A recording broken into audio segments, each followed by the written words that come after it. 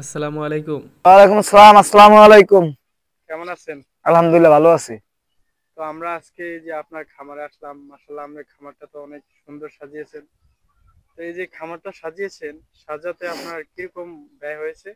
আলহামদুলিল্লাহ এখানে আমার অনেকগুলো জমি টমেটো, হুম, তা ব্যাপক টাকা খরচ হয়েছে।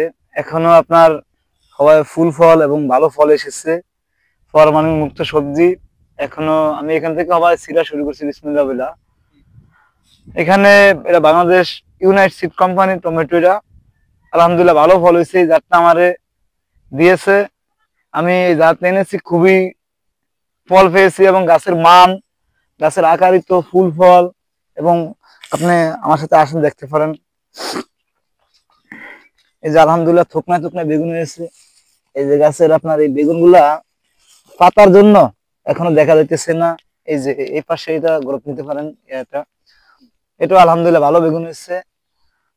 আমরা চাষ করি দীর্ঘদিন, অনেক দিন ধরে, কিন্তু চাষ করাকালীন অবস্থায় আমি এই বছরে যাত্রা পায়া খুবই আনন্দিত এবং খুবই খুশি, কারণ এরকম টমেটো আমার চাষের জীবনও হয় নাই। খুবই ভালো টমেটো। এবং এটা এখন আপনি তো ক্যামেরা ভিতরে নিতে পারবেন না জাকার, ওই জন্য ফাতার জন্য ফল দেখা যায় না। আচ্ছা, আমার একটা প্রশ্ন, এই যে আপনার খামারটা করেন, তো আপনাদের এই খামার করতে আপনারা এই প্রশিক্ষণটা কোথায় পান? এই যে খামার করার অভিজ্ঞতাটা কোথা থেকে আসে? এই অভিজ্ঞতাটা আমাদের বড় ভাইরা দীর্ঘদিন যাবত আপনার চাষ করছে, হুম, সেখান থেকে তাদের থেকে দেখছি। এবং বিভিন্ন কোম্পানির ট্রেডিং এ চরফ্যাশন উপজেলা কৃষি অফিসের ট্রেডিং থেকে আমরা কিছু শিখছি এবং আমাদের অভিজ্ঞতা নিয়ে, মানে নিজের মেধা নিয়েই বড় ভাইরা চাষ করছে, দেখতে দেখতে আমরা সেখান থেকে আজকে এই পর্যায়ে আসছি। আচ্ছা, আপনি তো একজন উদ্যোক্তা, এই যে কৃষি উদ্যোক্তা, তো এই উদ্যোক্তা হওয়ার গল্পটা আমাদেরকে একটু শোনাবেন? এই যে আসলে এই গল্পটা একটা হাস্যকর ব্যাপারের মতো। গল্পটা হলো যেমন, আমি ক্লাস 9 পর্যন্ত লেখাপড়া করছি। পড়ার পরে আমার একটু সমস্যা ছিল ফ্যামিলিগত, মানে স্কুলে যাই না, পরে রাগারাগি করছিল। রাগারাগির পরে আমি, আমার বন্ধু বান্ধব ছিল, তাদের সাথে আমি রাজমিস্ত্রির কাজে ঢাকা চলে গেছিলাম। সেখান থেকেই আমার পড়ালেখা বাদ হয়। বাদ হওয়ার পরে তার আগে থেকে আমার বড় ভাইরা চাষ করতো। ওখান থেকে আমি, আমার এক স্বাস্থ্য ভাই ছিল, ওনার ফার্মে কাজ করছি। কাজ করার পর থেকে আমি কিছু জমি আপনার কট নিয়েছিলাম। হুম, নেওয়ার পরে সেখান থেকেই মানে আজকে এই এই পর্যায়ে এসেছি। উদ্যোক্তা হয়েছে। জি। তো এই যে আপনার জাতির কাছে কি প্রশ্ন থাকতে পারে? আপনি যে এই যে খামারটা করেন, এখান থেকে আপনি জাতিকে কি উপদেশ দিতে পারেন?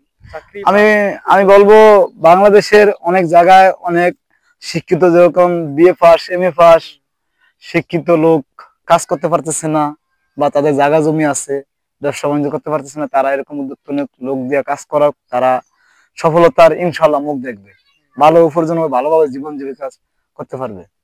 তা আমার আরেকটি প্রশ্ন হচ্ছে, এই যে বর্তমানে তো বিভিন্ন জায়গায় আমরা দেখতে পাচ্ছি এই যে সবজির দামটা কমে যাচ্ছে, এই কারণে অনেক কৃষক হতাশার মধ্যে পড়ছে।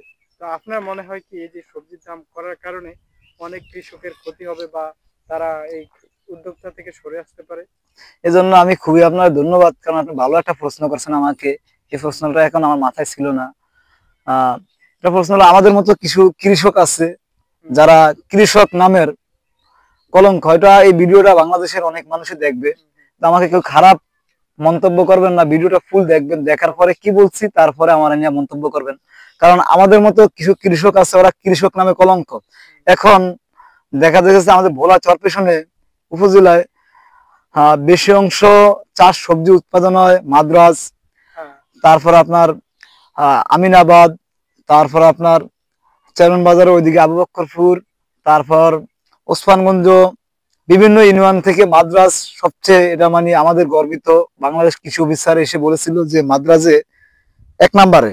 হুম, কিন্তু আমাদের মতো কিছু কৃষক নামের কুলঙ্গার, ওরা গাছে যখন অর্ধেক ফল এসেছে, তখনই যখন বাজার, এবার টমেটোর বাজার প্রথম 100 টাকা বাজার গিয়েছে, মানে বাজারের অতি টাকা লোভে হুম, এই ভালো সবজিটারে ফরমালিন দিয়া দেখা নষ্ট করে নষ্ট দিচ্ছে। করে ফেলাইতেছে। দেখা যাইতেছে আমার এখন এই বাগানে আমি সবজি তুললে দেখা যাচ্ছে আপনার 80 থেকে 90 কেজি ফল হবে এখন। হুম, আর ওখানে মেডিসিনটা দিলে আপনার একদিন পর পর 3 দিনের ভিতরে 100 নয় মেডিসিনের, হুম, অনেক লোক দিতেছে। দেওয়ার পরে যে চরপেশনে যেমন খেতে পারবে 2000 কেজি, হুম, ওখানে হয়ে যায় 4 থেকে 5000 কেজি। ওই যে বায়ানরা যখন বেশি হয়ে যায় ফলটা, তখন তো আর পাইকারেরও নিতেছে না। নিতেছে না। আবার এই বেগুনটা নেওয়ার পরে যেমন অনেক খুচরা পাইকার আছে, কই 80 কেজি 200 কেজি নেয়, ওরা তো আস্তে আস্তে বেচে, ওই বায়ানরা ওদের লোকসান হয়, তারপর পয়সা যায় ফরমালিন দেওয়া যায় বেগুনটা। এই জন্য খুবই আমরা মানে লোকসানের মুখে আছি এবারও। কারণ এবারও অনেক চাষারা দেখা যাচ্ছে আপনার এই মানে চাষা নামের কুলঙ্গার, ওদের চাষা বললেও কিন্তু ঠিক না, ওরা এই ফরমালিন দিয়া বেশি টাকার জন্য আজকে চরপেশন বাজারটা পুরো ডাবে দিতেছে, মানে ওদের কারণে। তো দর্শক, আপনারা তো শুনতেই পেলেন একজন কৃষকের থেকে। তো এই জন্য এই যে অধিক আশায় সর্বশেষ সব একদম শেষ হয়ে যায়। তো এর জন্য আমরা সবসময় এই কৃষি ভাইয়ের পরামর্শটা গ্রহণ করতে পারি যে আমরা লোভের মধ্যে পড়বো না, আমরা যেটা একদম লিগ্যাল দাম। আমি একটু কথা বলতে চাই আমরা সকল কৃষকের উদ্দেশ্যে। আপনারা যারা গৃহস্থী করেন বা চাষবাস করেন, সবার প্রতি আমি বলবো, দেওয়ার মালিক এরও কিন্তু আল্লাহর একটা রহমত। আল্লাহ যে সবজি দিছে আমাদেরকে, এরও একটা রহমত। কিন্তু এরকম কাজ কেউ করবেন না, রিজিকের মালিক আল্লাহ। হয়তো অনেক চাষা আজকে আমার সাথে, অনেকের সাথে বিভিন্ন ইউনিয়ন থেকে, আমি মানুষ ছোট হতে পারি, বিভিন্ন ইউনিয়নের চাষার সাথে আমার ভালো সম্পর্ক। অনেকে আমাকে প্রশ্ন করছে বা জিজ্ঞাসা করছে, ভাই আমরা টমেটো গাছে ফরমালিন দিন কিনা। কারণ রিজিক, আপনি যদি ফরমালিন দেন, এই ফলটা মানুষের খাইবো, মানুষের টিকনিতে বিভিন্ন সমস্যা হবে, কিন্তু রিজিকের মালিক আল্লাহ। আপনারা কাউ এই সমস্ত কাজ করবেন না, আপনার ভাগ্যে নসিবে আল্লাহ যা রাখছে তাই পাবেন। সকলকে আমি ধন্যবাদ জানাই। সকলে ভালো থাকবেন এবং কৃষির সাথে জড়িত থাকবেন। ইনশাআল্লাহ আবার অন্য কোনো ভিডিওতে। তো দর্শক, এই উদ্যোক্তার গল্পটি আপনাদের কাছে কীরকম লেগেছে অবশ্যই কমেন্টে জানাবেন, এবং যারা আমার চ্যানেলে নতুন, এখনই চ্যানেলটি সাবস্ক্রাইব করে আমার সাথে থাকুন।